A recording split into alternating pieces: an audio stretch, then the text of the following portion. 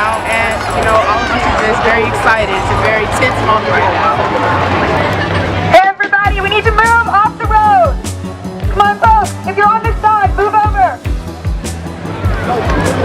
The march can't start if you don't move. Being pro-assault rifle, it's ludicrous, really. I'm sick of going to school and feeling unsafe. I don't know if someone could come to my school and hurt my friends. Or people shouldn't have to die because a few people want to have a right to own something that's bringing so much destruction when it doesn't need to.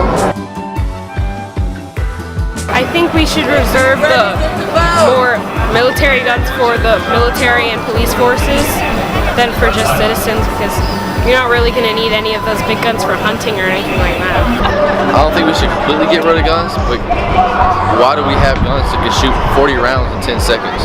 If we're going to have guns, we have to be able to use them safely, acquire them safely, and have them safely, or else we don't need them.